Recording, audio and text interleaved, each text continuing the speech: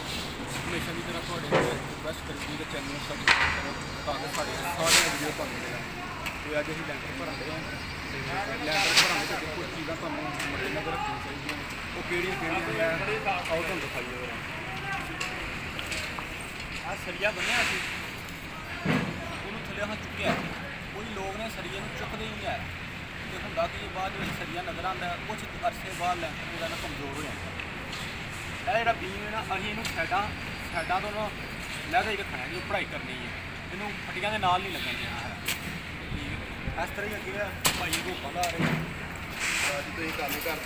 वड्डी छत 6 इंच तो घट छत नहीं भरनी है। 6 इंच तो घट छत नहीं भरनी तो वो धमक नहीं होंगी है।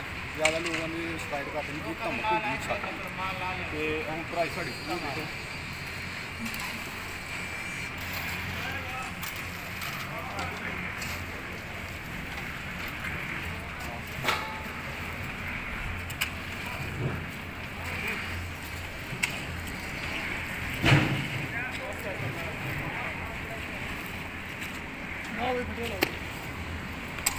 खाली बोरियां भी मंगवा रहा है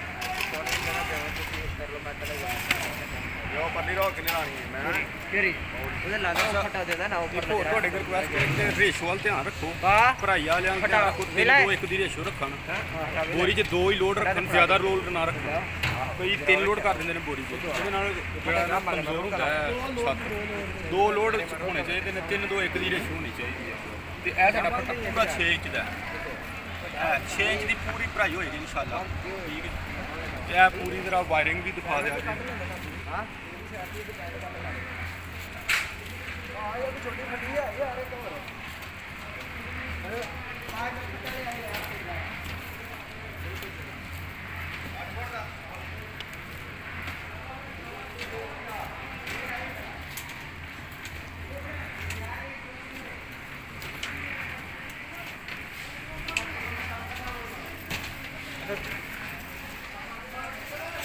कुछ पॉइंट होते हैं लैंटर भराई के दौरान सरिया चुकना लाजमी होंगे। दूसरा रोका माल वगैरह थोड़ा अच्छी होनी चाहिए शटरिंग अच्छी होनी चाहिए। कोशिश करो लक के 1 इंच जोड़ा ना कमरा 12x12 का कमरा है ना तो 1 इंच थोड़ी शटरिंग चुकी होनी चाहिए। जो लैंटर खोलता थोड़ा जहा लफा लैंदा लैंटर तो वो जो ना लैंटर थोड़ा अपनी जगह पर आ जाता 1 इंच। अच्छा थोड़े अगर रिक्वेस्ट है चैनल में सब्सक्राइब करो ताकि साड़ियाँ सारिया वीडियो तक पहुँच सकन।